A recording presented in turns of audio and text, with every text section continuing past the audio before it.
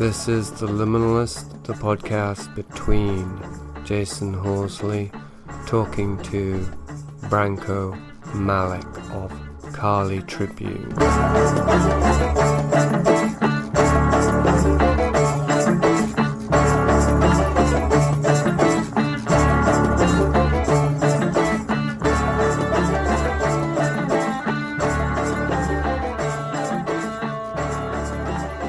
Tell me, you are calling me from USA, is it not?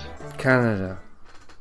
Canada. I Yeah. thought you are an Englishman. I'm an Englishman in Canada. Yeah, that's living right. in Canada. I recognize the accent. Yeah. I listened to your interview with David Livingstone. That's how I know about your podcasts. All right. Because it was a great interview. I have some mutual friends with David, so I was interested. And David is not really giving much interviews lately in the last few years. It is very hard to catch him talking. I was really interested. All right. And it was really pretty good. Oh, good. Well, thanks. Yeah, I heard about you. I think I mentioned from a listener, and so that was what led me to your stuff. And to be honest, I don't generally talk to other researchers. I suspect you feel the same way. I don't really like most of the other researchers. You know, I get a whiff of them, and that's it. I'm not interested in talking to this person. So, but I found your stuff refreshingly. Well, I'm not sure what adjective to use at this point because I just begun. I listened to a couple more podcasts last night. I mean, very intense, very rigorous and analytical, and obviously you really seem to be very knowledgeable. You seem to be quite young, was one question I had, based on how I am much... not. You're not? Everybody. Please continue. I'm No, sorry. it's okay. Everybody thinks that? Yeah, I'm 42. I'm not young at all. Oh, okay. Right. Yeah, I don't- look young and sound young, but I'm not, unfortunately. Well, actually 42 is pretty young, but yeah, not as young as I thought by the sound of your voice. But it was a conflict because obviously your knowledge and your experience signaled older person, but something else signaled younger, so it made me curious about that. Well, that's because I am, as I like to say, a half-baked academic. I was at one point in my life I was going into academic career, but then give it up from the reasons of being, I'd say, rebellious and so on. And maybe I picked up that academic vibe, that gives you kind of this gravitas. I'm not that knowledgeable. I am, as I like to say, half amateur academic, because you see, all we people who do this work via internet have a great problem of not being critically assessed enough by colleagues, while if we were working on university, you would always have these other people criticizing you methodically and so on. And this is very good to develop a huge ego and undevelop your critical faculties, unfortunately. And this happens to a lot of alt media personalities, I'd say. Right. Yeah. I would agree with that, and I think that's part of why I resist speaking to other researchers, and the tendency to turn research into a platform for a sort of personality cult, I suppose, would be a way of summing it up, my distaste for that. Yes, and it is very prevalent. Unfortunately, I had been very sorely disappointed in a lot of people I've been in contact with on personal level, more than on this level of, I don't know, knowledge, because I thought them as some kind of friends. I guess you can't really make friends over internet. It's an illusion. But really this kind of platform for ego tripping, I think most of alt media is that right now. Yeah. Maybe 90% even. Yeah, well, it's the way with of the some world. exceptions. Yeah, probably, yes. So I was listening to your most recent podcast last night about the overpopulation and Aztec sacrifice, and I was struck right away because of you brought up Bataille, and I don't know if you noticed. I know that you just glanced at Prisoner of Infinity, but I don't know if you glanced long enough to see that that was actually the launch point for Prisoner of Infinity was Jeffrey Kripal writing about George Bataille.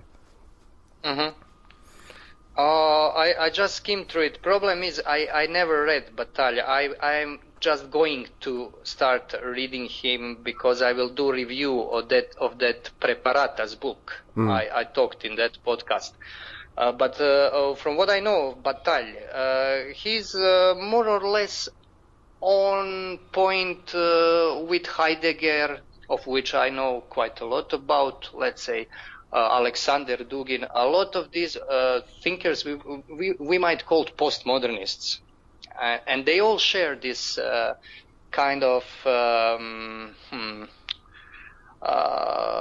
fixation on a nihilism as a springboard for their thought. And what is especially interesting to me is they cut through left and right political spectrum. They can pose as traditionalists. For instance, very good example is this Russian, let's call him thinker, I would call him charlatan, Alexander Dugin, who is making rounds in the West and who infected a lot of alternative, let's say, internet-based intellectual circles, especially if they are right-leaning, but also radical left. And this is something that what I meant to say, Bataille is not really. I'm not really knowledgeable about him, but from what I read in these passages in Preparata, I think I have a let's say pretty clear picture what kind of man we are talking about. He fits in the mold. Right.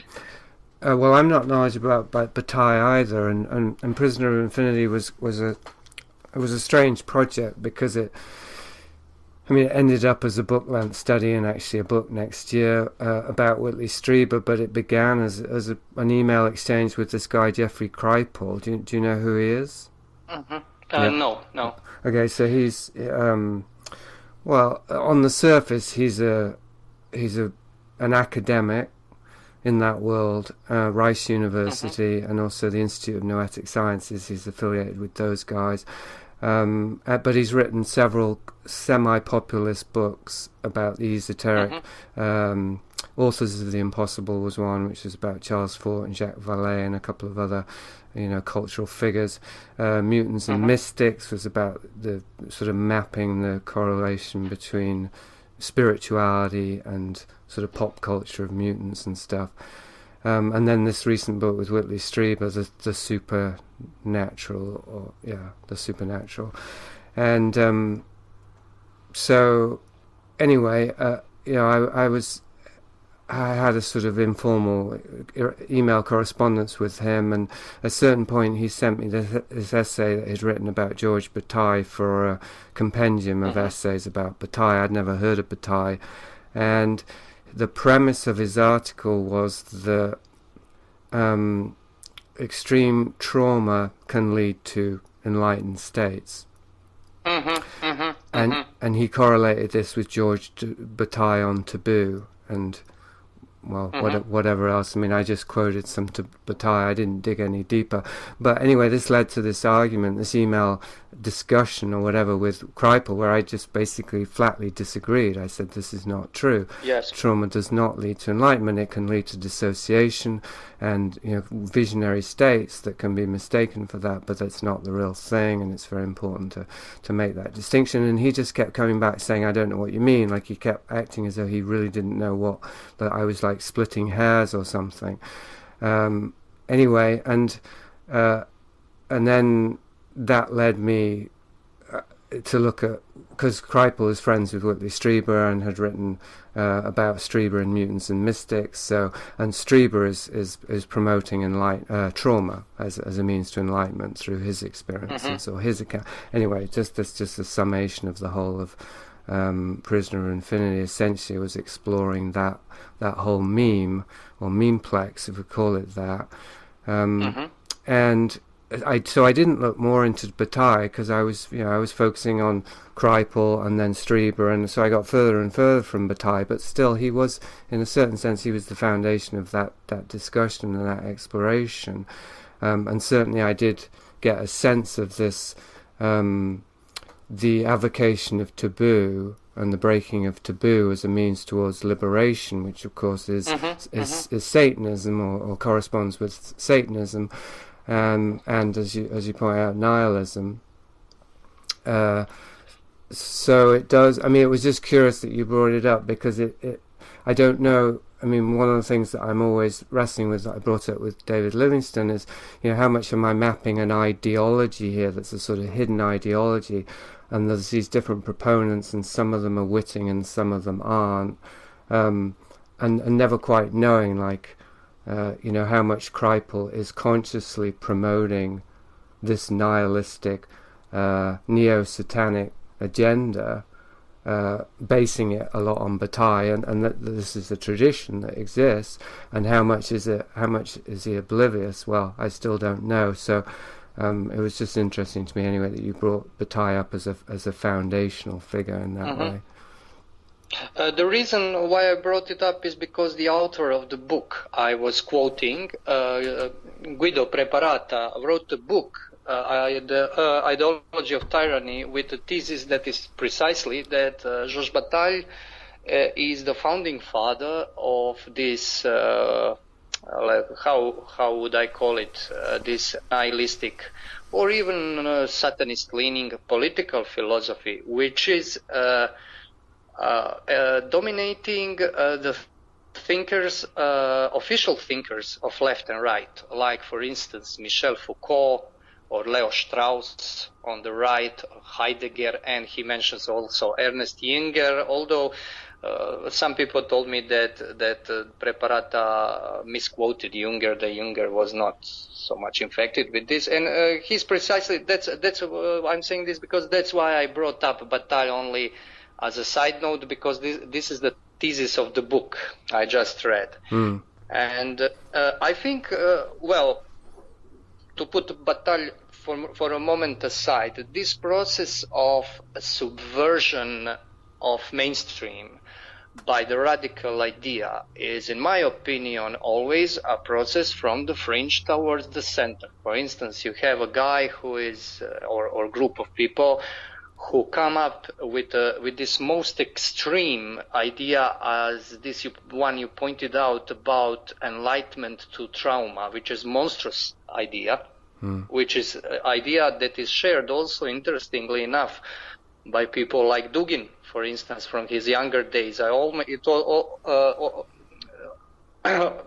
really rang the bell when you mentioned this idea. This is, I like to sum it up under the term Gnosticism, because it has this neo-Gnostic overtones. And those ideas cannot be taken in by public nor by the mainstream politicians and in academics in their pure form, of course.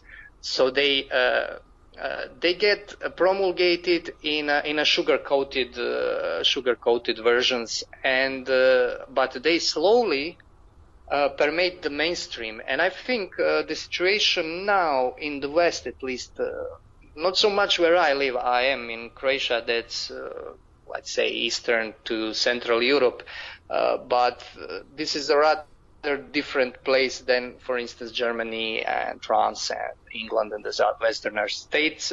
We are not so much infected with this radical identity politics, for instance. I think that brands of, for instance, this identity politics we sometimes call political correctness, if it comes from the left, or what is promulgated by alt-right, are in fact they're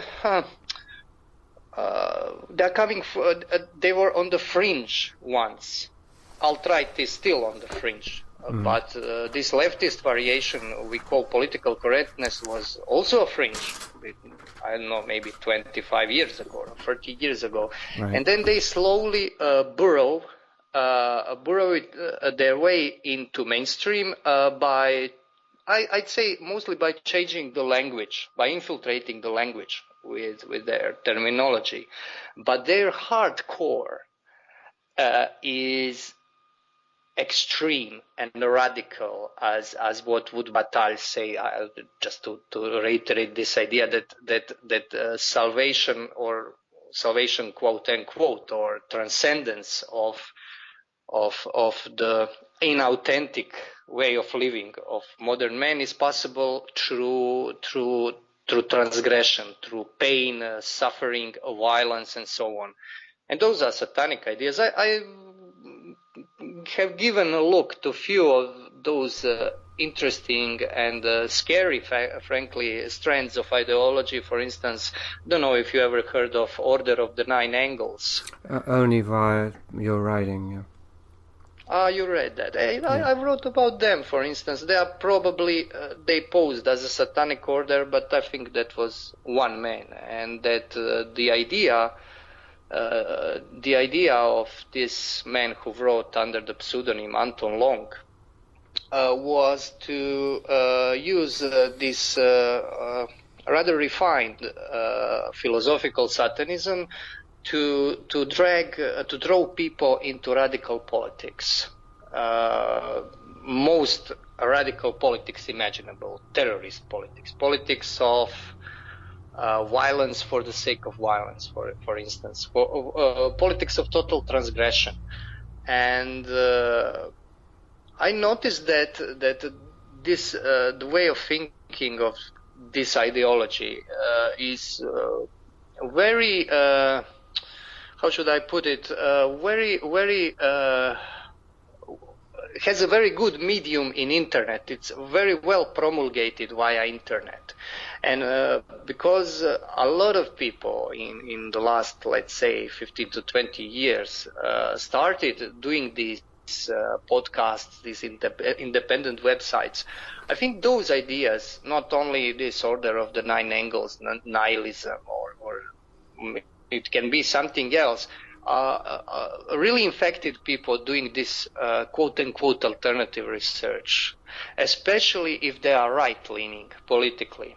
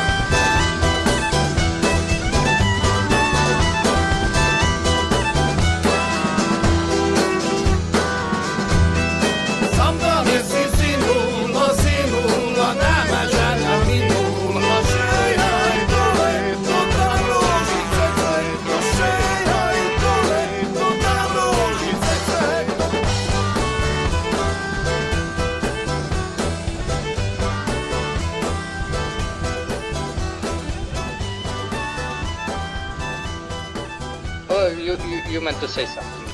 Well, yeah, I was groping for something because there's quite a few different strands here. But one of the things, like you mentioned in this podcast I listened to, I don't remember if it was the Aztec one or I also listened to Researching Evil, that one, a slightly older one. But anyway, you brought up how extreme political movements, I'm paraphrasing here, and social change and whatnot, has its origin in grassroots phenomena, which is what you're touching on now. I'm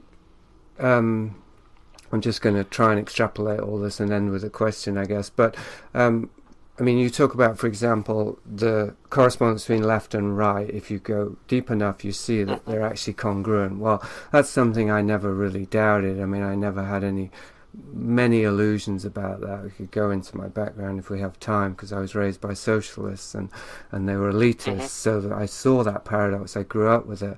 So I've never had many illusions about that. But I think another variation on this is the supposed dichotomy between nihilism and spirituality,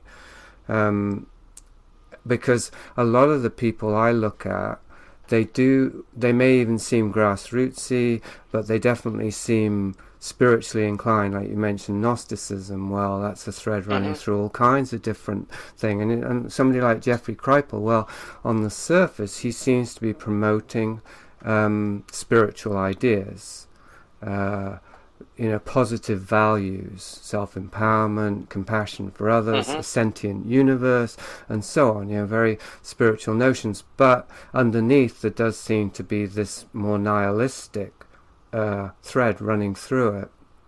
So I'm just wondering, if you've observed that also, and what you think about that, and if that also relates to the way in which something like Nazism, to use the really easy example, National Socialism, it did seem to emerge from seeming grassroots alternate spiritual ideologies and memes. It was, I wouldn't call it so much grassroots as fringe. It was a fringe, although it historically, I think National Socialism caught on fertile ground because of the chaos in Germany of that age, but this Tulebund, this organization that was nucleus for early German National Socialist Workers' Party, they were really a kind of, I wouldn't call them occult society. There is no evidence, I think, about them that they were indulging the occult in this magical sense. They were more occult in the way that they were a debate club, somewhat underground debate club, but they were fringe people. And I think one great problem today is that people think, let's call them grassroots people like you and I, and probably people that will listen to this podcast, think of themselves as opposed to establishment.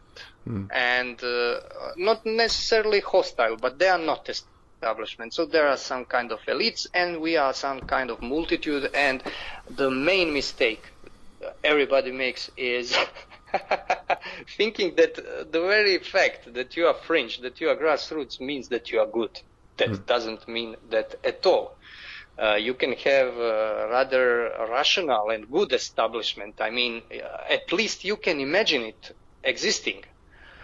Whereas you can have a multitude of grassroots people ready to lynch somebody or devising all kinds of crazy ideas, and can be very easily infected by crazy and destructive ideas. And I think internet is very people who are using internet to gain knowledge are very susceptible to this, because the more you identify, in my opinion, with your virtual avatar, with your persona on internet, which is never really identical with who you are in a real life, the more you identify with it, the more you are susceptible to viral ideas, because the more you are becoming kind of internet node.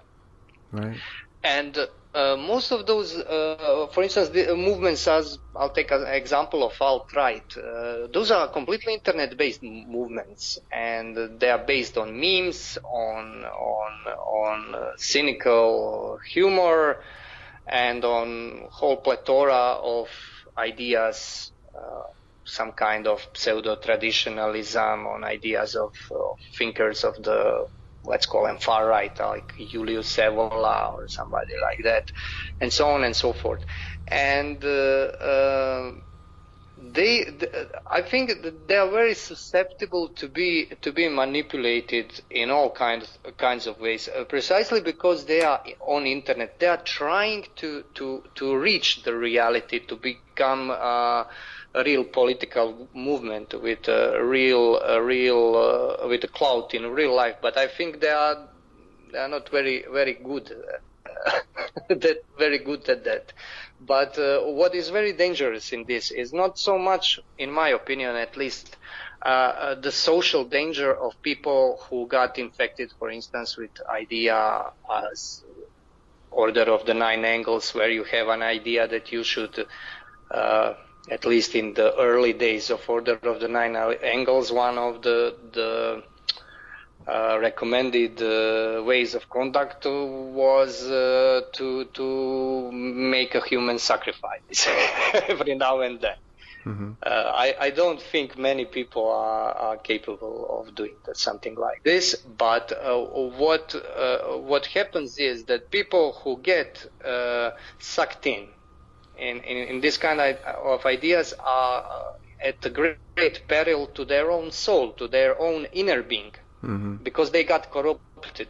One good instance is Alexander Dugin. I always return to him because I'm doing a lot of research on Dugin, who is extremely popular in the West. I mean, in the internet public, but he's also recognized as a significant intellectual enemy by outlets as Financial Times, for instance. And I do a lot of work on Dugin because I can read his books in Serbian, or even if I focus real hard in Russian, and what he speaks and writes in Russian or Serbian will not always be the same what he'll speak or write in English. Mm-hmm. So people are really not sure what he's talking about. And he, for instance, that's unbelievable. He's capable of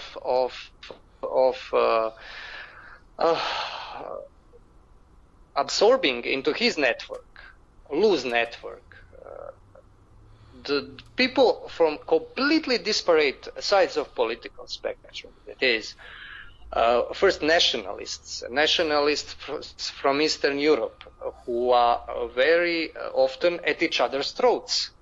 But he somehow manages to co-opt them. Then he co-opts, as his adherents or adherents of his ideas, the leftists, anti-imperialists, quote-unquote leftists, who are always hell bent on sticking to empire, as they say, to NATO, USA, and so on.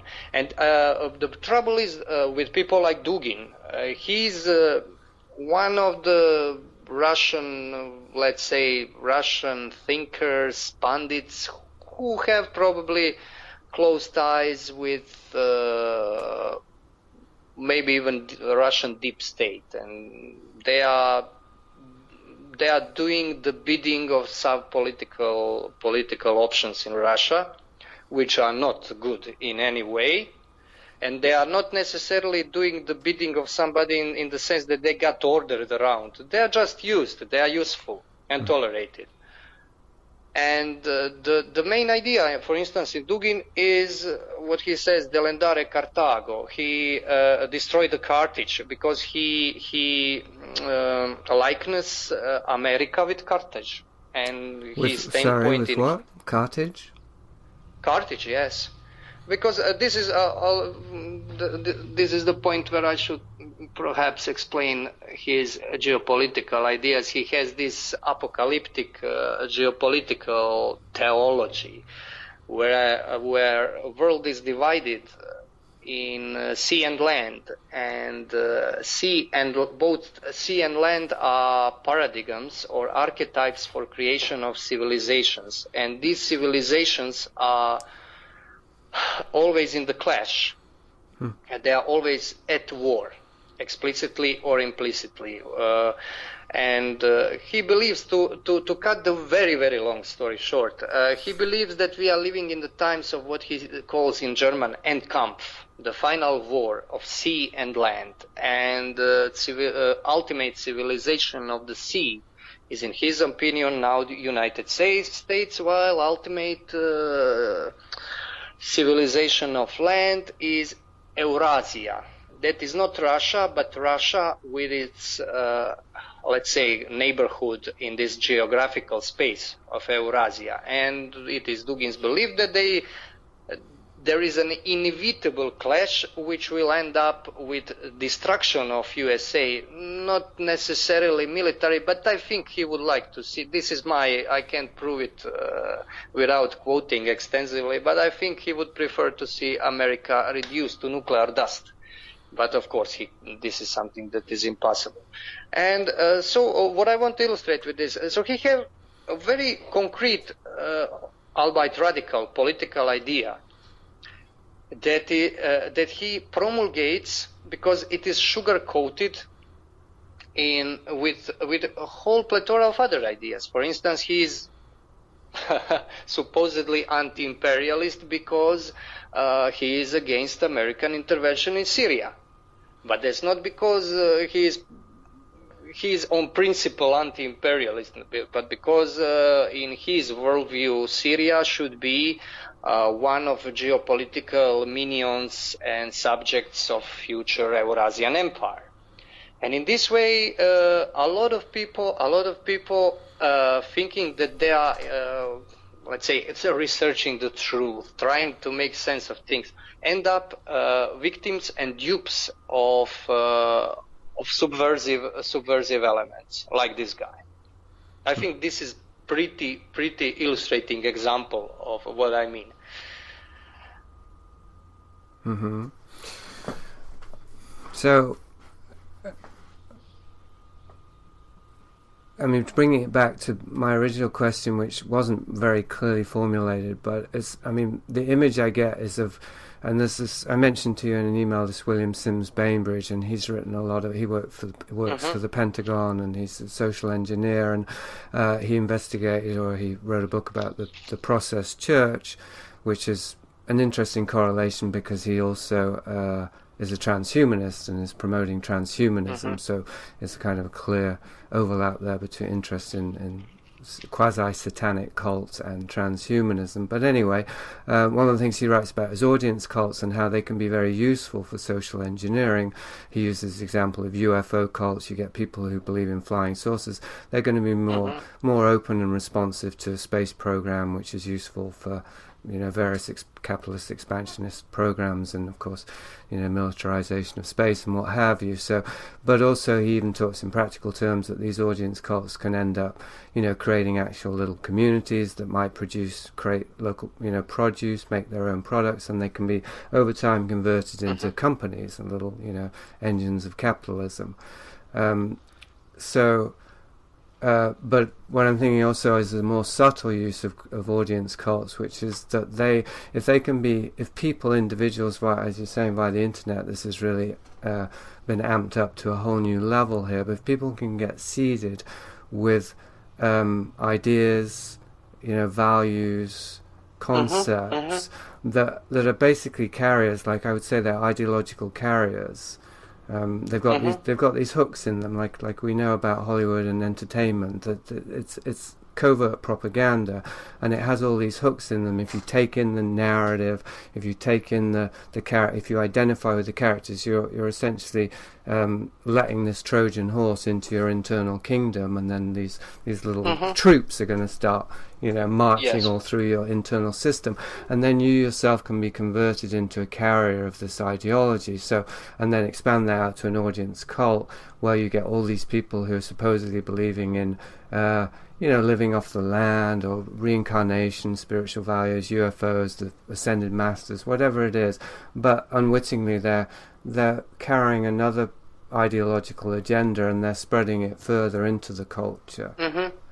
So I see it as kind of like this fertile land, like the social engineers are using human consciousness to till the land and to sow these seeds that they can later grow the produce that they want to grow and farm it, and then that can eventually manifest in a political movement or a shift in political agendas that seems to have, well, I don't know if it seems to have come out of nowhere, but it's not obvious that it's come out of you and me.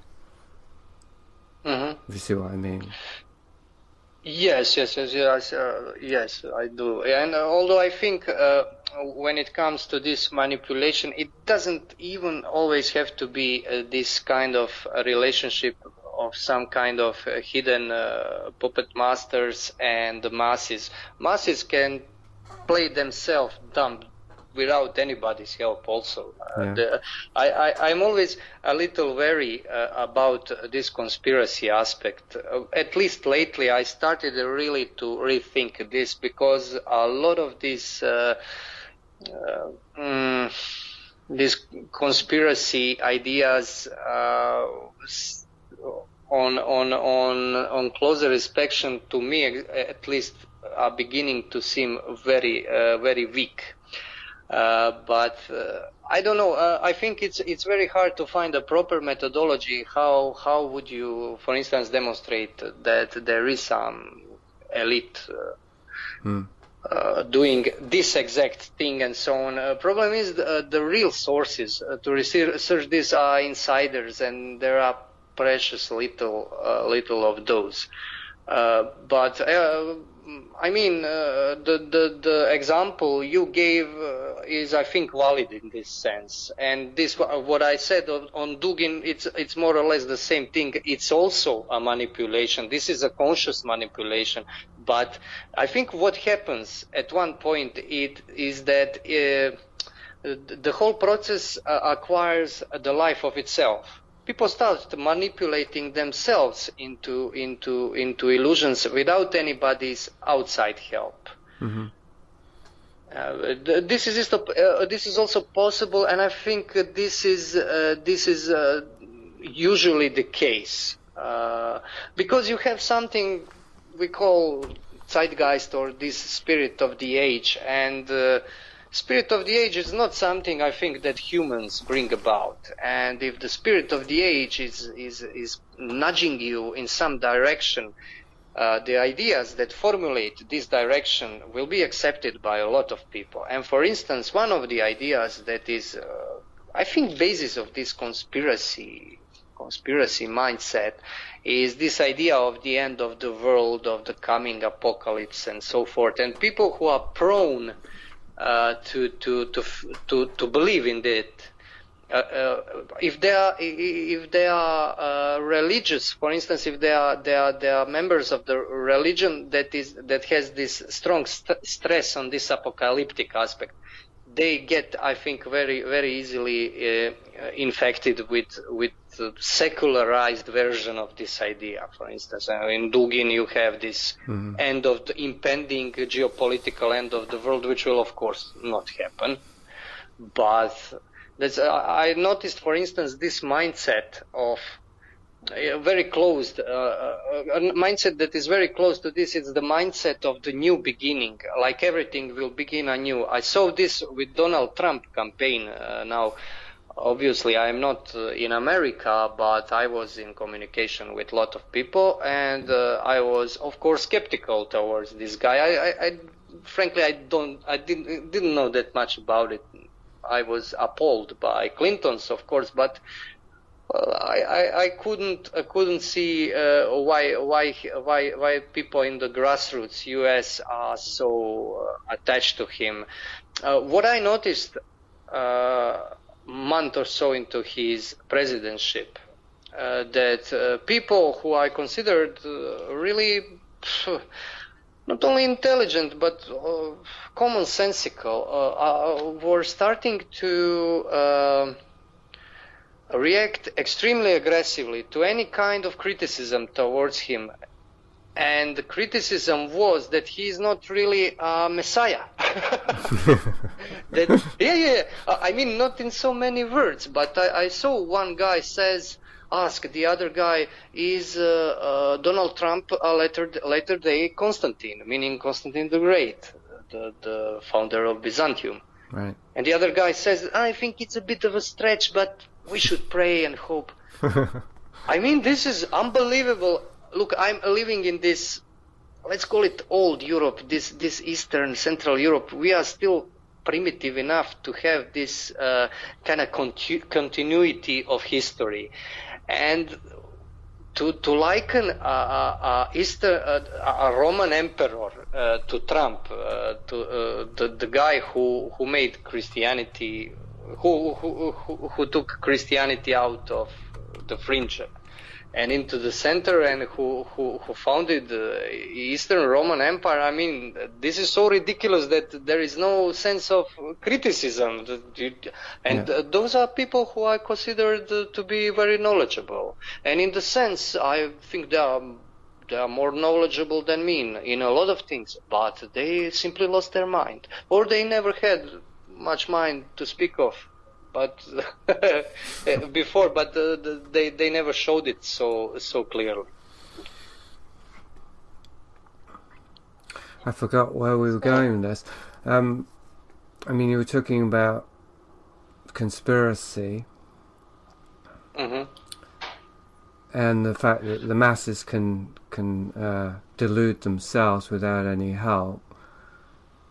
I think this was one example, because if I haven't been clear, I'll clarify.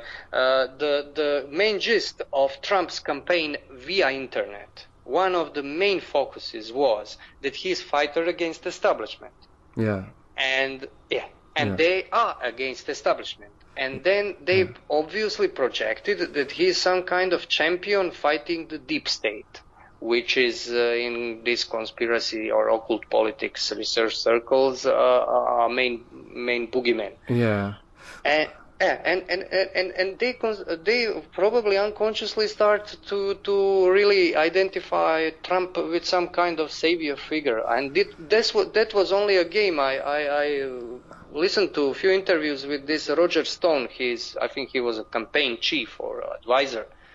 He flat out said that this idea of selling Trump as anti-establishment grassroots guy was idea of a campaign to get him in the president seat, and then they'll ditch idea altogether. What they did, of course. Right. Well, but one of the things that's propped it up and made it possible for people who should know better to believe it is mysticism. Like the whole Keck thing, and it's sort of, scientific mysticism, or whatever we're going to call it. I mean, it's chaos magic, really, but that, I mean, magic always has had, or at least since Crowley, has had a correspondence in people's minds with science. There's this quasi-scientific sort of basis for it. But whatever the case, anyway, I mean, the sort of cyber revolution, aesthetic or sensibility that with Anonymous and WikiLeaks and all the other more mainstream aspects, and 4chan obviously being the underbelly of that, it seems to me that that's made it possible for people to jump the shark in that way and actually convince themselves that it's possible for an anti-establishment president to get into power, and that they're the ones who put him there. Yes, of course. They believed, and Richard Spencer, of all people, who is the acclaimed leader of alt-right, flat out said it on one of those conferences they had. that famous "Hail Trump, Hail Victory." Right. I don't know, maybe you heard him, but heard that speech of his, and he said, among other things, that we Keck smiled upon us, and we imagined Donald Trump into an office, and I take it. I know he takes it seriously, and I do take it seriously also. And I think this is, as you said, this clearly a sign of this post-humanist cyber kind of cyber-sorcery. I don't know what word to use to define it anymore. What is ironic about it, and I wrote about this some times ago, precisely about this Keck phenomena. What is ironic is that alt-right is supposedly traditionalist movement. That is the movement that wants to supposedly reattach to this stream of history, and you kind of expect such people to be wary about this technological shenanigans, to be maybe not necessarily anti-technology, but you don't expect them to use the ultra-progressive ideas of post-humanism to accomplish their ends. And this is what they did. Yeah. And I think this clearly shows that this left and right divide is not, it's really a very fuzzy thing. It seems that everything there seems to be one thing. Mm-hmm. Yeah. And there is, please. No, go ahead. I was just wanted to mention this idea of this techno-magic that bring about Keck, the god, was built upon idea of synchronicity. Now, synchronicity will be an idea I will research a little bit more in the future. I know that Carl Jung wrote about it. He was a pioneer in research of this strange phenomena, which is not so strange. It's pretty much it is everyday experience for some people. Yeah. My opinion on synchronicity is that synchronicity is not a sign of, as Jung said, a causal, meaningful relation. It is a sign of chaos emerging, because synchronicity, I think, presupposes connectedness of everything with everything else. But this is not the definition of order. That is the definition of chaos proper, when everything is connected to everything. That's interesting. And I think people... Yeah. I think people who experience synchronicities are not on their way up; they're on their way down, because they are losing the order of reality and sinking into disorder. And in disorder, what you see in disorder, you see everything connected. Where this Keck is connected to that Shady Lie, that Italian pop song from the 80s. Then to that random series of numbers and so forth. It's really synchronistic. I think it is a real phenomenon. I don't think it's something. It's a real delusion. That is to say, it's not delusion you make up. It's a delusion you sink into. And I think that really, how can you recognize this? Because in synchronicity. Synchronicity is, as if I recall correctly, Jung connects it to the idea of sympatheia, this antique idea from antiquity that there is this esoteric relation between essences of things. Well, let's say some stone is related to star, and star is related to emotion, and so on. And then you have astrology, you have these old sciences of this ancient world were built seemingly upon this idea. But synchronicity is not that. And I think it's not that for the simple reason that sympatheia is vertical. That is, you have a God and everything else below him. And everything is gradually like a pyramid, ordered. There are orders of reality, higher, lower. In synchronicity, it's horizontal with a tendency dissolving into the direction of downwards, because everything is connected to everything else. The most stupid, cartoon character Kek is all of a sudden God who made Trump president, and they made this for him that song Shedilai, which is, by the way, good synth pop song from the 80s, but it's not really Ave Maria. And what I want to say, everything starts to disperse. At the first sight, you have a feeling that you are catching meanings on all sides, but at some point it gets overwhelming, overabundant, and it becomes meaningless. That's how it seems to me, at least. Yeah. Hay tres clases de hombres: los vivos, los muertos y los que navegan.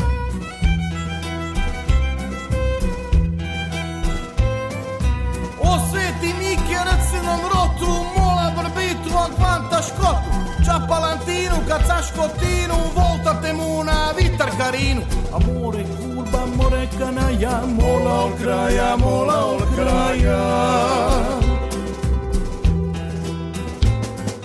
Tira barbitu, a svelto vira, amore momine dono mira, bicce marette, bicce mora, i salantinu idra fora. Leva mazzu, trozzu liga, tribula bice intriga, more je nebo, oblog non morka, tičeva curma, kulčeva borka. O sveti Miki, recno vrotu, mola barbitu, a kvanta škotu, čapalantinu, kad saškotinu, voltatemu na vitar karinu. Amore kurba, amore kanaja, mola ol kraja, mola ol kraja. Ma io non portit, tu šlaje ura, vitarol kraja ribalta dura, čapa se veso, ol rive larga, sigro sal, palantinu carga. Pulenze ciri, pusce le von, a quanta braz, lasca da von, mola de fora, čapa de drento, puše sve boje, puše segmento. O sveti Miki, recno rotu, mola barbitu, a quanta škotu, čapalantinu, kad saškotinu, voltatemu na vitar karinu. Amore kurba, amore kanaja, mola ol kraja, mola ol kraja. Lampoma jela, fiumera curent, botese levont, rigo pulent, vitarie scaras, vitarie lord, butase tresso, dobrie cor. Yeah, would you say that you're a religious person? Yes, I am. I'm Catholic. I'm Roman Catholic. And most Croats are Catholics. Not much else I can be. Yeah. Okay, well, I just wanted to clear that up, because I definitely got that impression from the podcast, and I'm getting it now. And I think, what you're describing is what's very compelling, but I think if we go into that, we can end up very, very abstract. But there's certain things that you said that I definitely have seen for myself and can concur with. When you're talking about synchronicity, I mean, you know about the term synchromysticism, I guess. Yes, I heard about it. Yeah. So, I mean, that was a term that came up, 10 years ago, right when I was getting into podcasting. It was starting with Jake Kotze and this other guy, Goro, something or other. And, right at the start, I said, well, what are they talking about? They've just coined a term that doesn't mean anything, because they're just talking about synchronicity. Like, there's no difference between synchronicity and synchromysticism. So, why are they turning it into a movement? Well, they did turn it into a movement, and I've been skeptical of it from day one, and I'm still skeptical of it.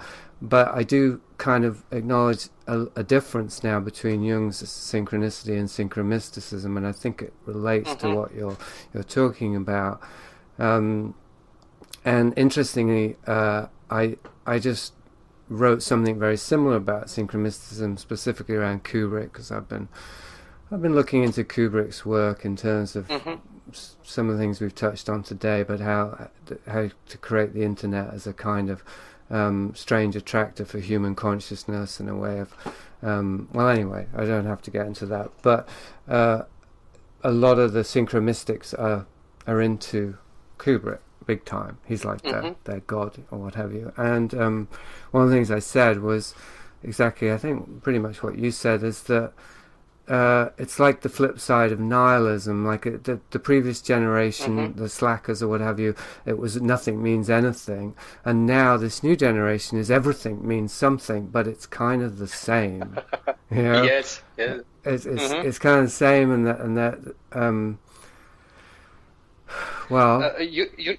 You know what my impression was about those kids on 4chan and 8chan when this kek brouhaha happened, because they 4chan and 8chan picked up on my article on kek and they discussed it, and I went in to see what they talk about. They're exceptionally intelligent. I think they are very, very young and exceptionally intelligent. They are not stupid, they are not, but they are warped unbelievably. This is with neo-Nazism, anti-Semitism, and so on and so forth. But they're very intelligent young people. I just wanted to interject this. Yeah, well, it's true of the synchromystics that I know, whether or not they would identify as that, you know, they hang together and they do podcasts together. And anyway, yeah, I'd say they're unusually intelligent and insightful. But personally, I felt frustration with most of them that I've known, and continue to do so with those I communicate with, because of what I see as this very futile, or not futile, because that's a big word and we could apply that to everything really, but self-indulgent and kind of energy wasting pursuit of the minutiae of pop media, which tends to involve smoking a lot of marijuana as well. And I think it's quite key, not that necessarily all of them do use marijuana to do it, but I used to smoke marijuana, and my experience was that everything became incredibly meaningful, and I would see all of these unbelievably irrefutable connections between this, that, and the other. And you know, the rubber of my marijuana visions, well, I guess it wanted to go off into outer space. It didn't want to acknowledge there was any road there at all, because it was well, I'd say it was dissociative, would be the easy way of putting it, but it was a self-generated reality matrix. So I think, I'm not exactly sure where I'm going with this. Maybe I'll bring it back to the the thing about conspiracy. You said about conspiracy that I can agree and I can disagree both. Like the first website I ever had, it was Paranoid Awareness, and it the tagline or the banner, whatever, said there is a worldwide conspiracy to create the illusion that there is a worldwide conspiracy. That's nicely said. That's interesting. I know, and I think still, that there is a lot to it. Yeah.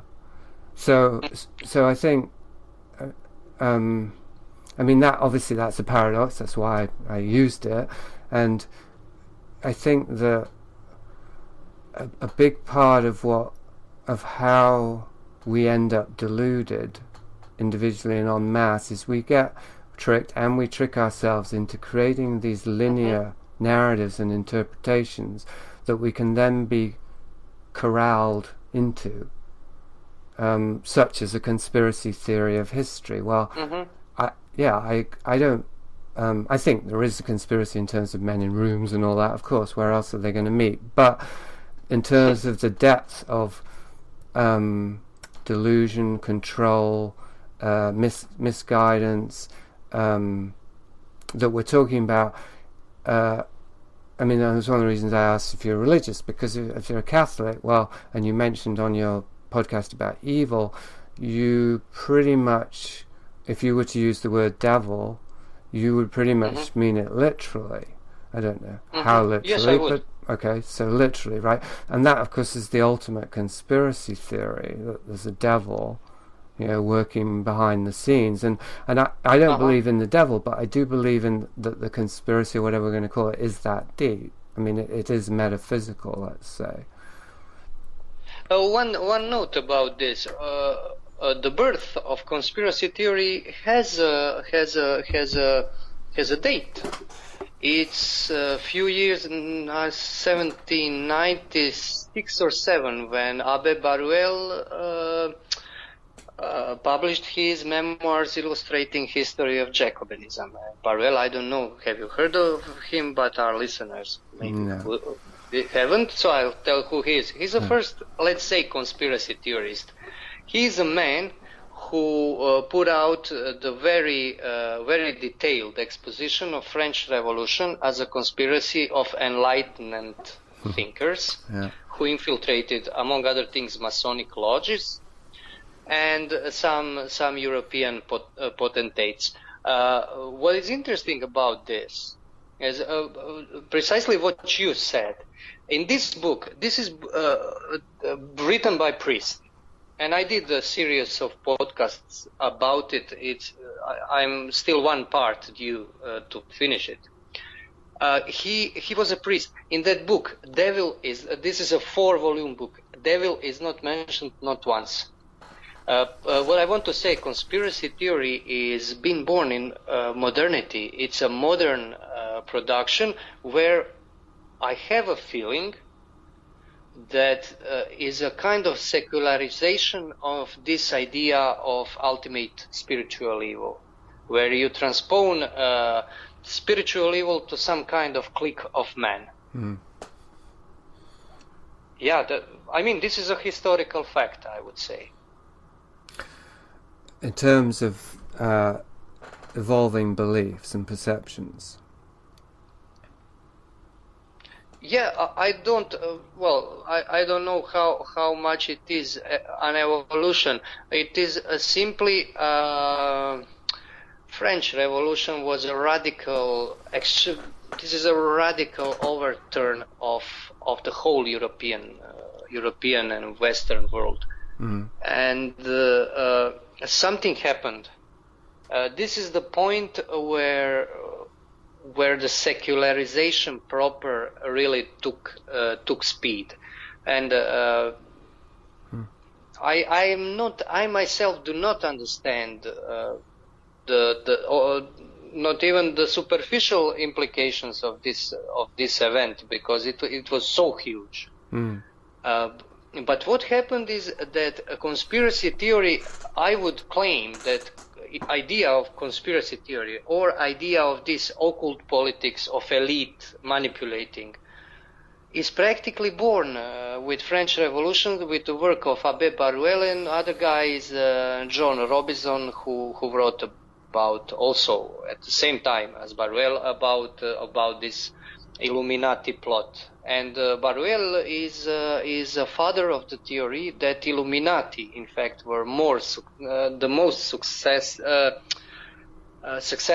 subverters of all, Adam Weishaupt and Illuminati. And his book is one of the best sources on Illuminati because he relied on original documents, and he relied on interviews with people who were either members or who knew Illuminists and so on. But what is interesting, and this is why I pointed out, because you said that something along the lines that conspiracy theory is a kind of reflection of the idea of devil. I'm certain it is. And what is interesting is that in modern times it exchanged this spiritual evil for human evil. Yeah, well, and that's, as you're pointing out, I think that it's not just evil that has taken that course, because the Enlightenment was also about attributing all goodness to human beings as well. Yes. So naturally, the flip side, if humans are going to take credit for everything that's good, they're going to have to also take the credit or the blame for everything that's bad. Yes.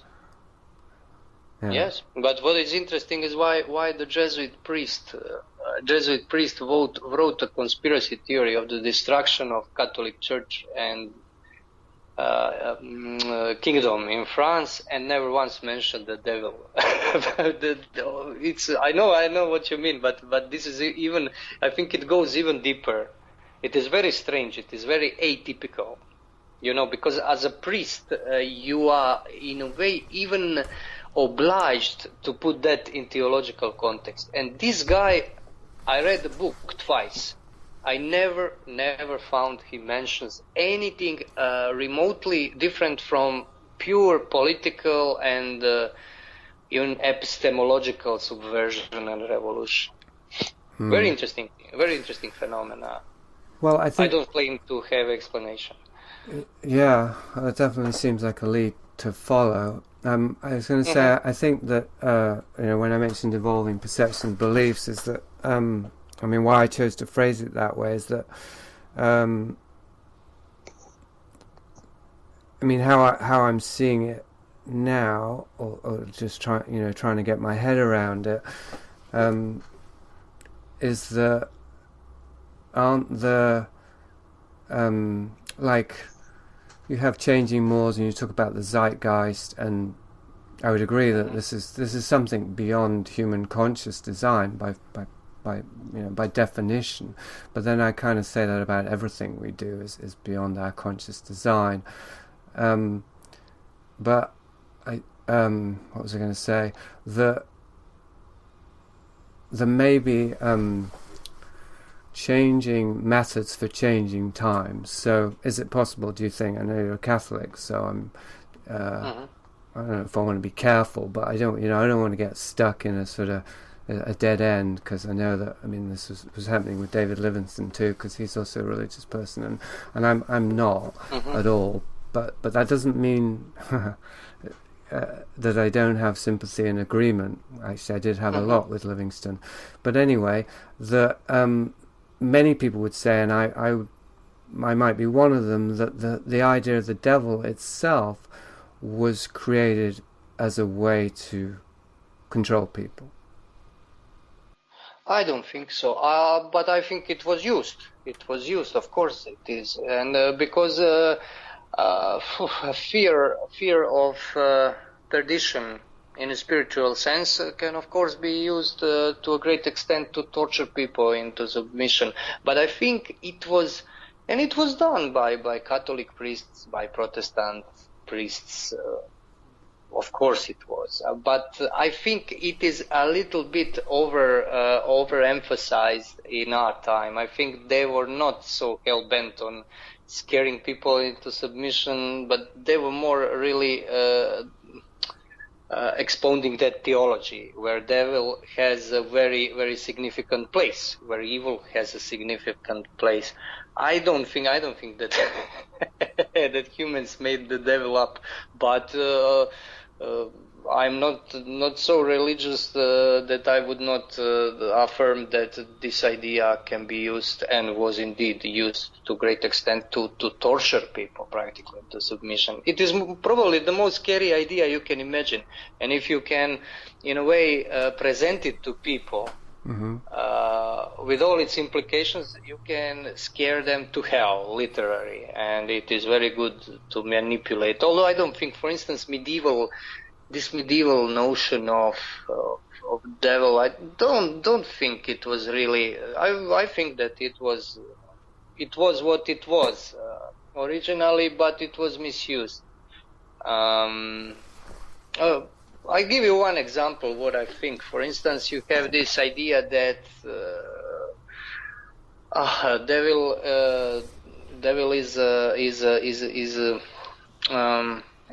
has a rule over senses, over sensible world, and over human senses, and can manipulate imagination.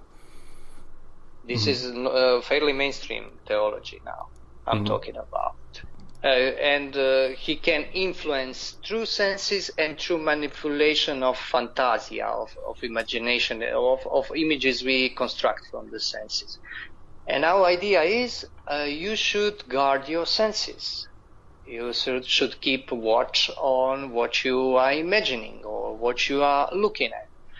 And now you have one man who will do this properly, without any effort. He will simply by spontaneously purify himself from bad thoughts, from imagining even bad things.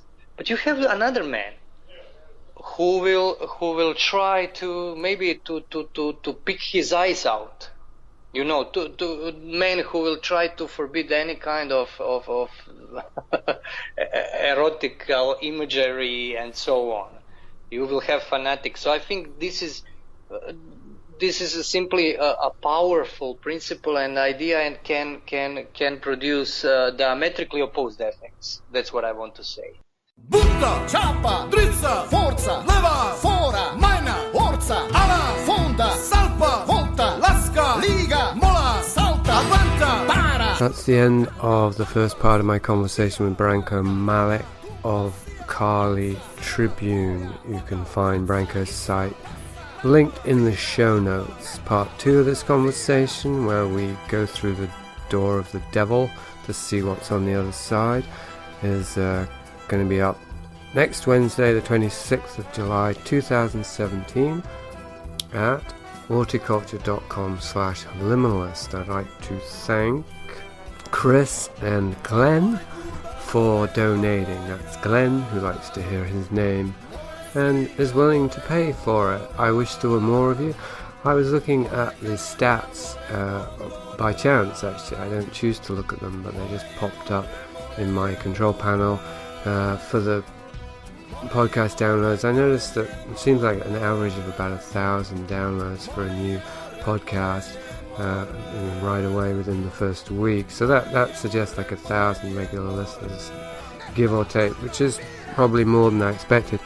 I was thinking, well, if all of those listeners donated $5 a month, I would be able to support myself with this podcast. It would mean I'd have a lot more time and things would be more interesting or different. But anyway, obviously that's not going to happen, but I would encourage those of you who've thought about it.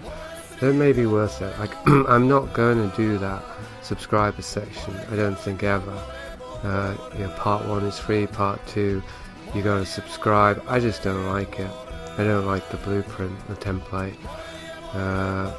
But it does seem as though that would be a great way to motivate people. So I'm just seeing if I can motivate you without even threatening to do that, just to show your appreciation that I don't do that firewall business. Alright, thanks for listening. This is The Liminalist.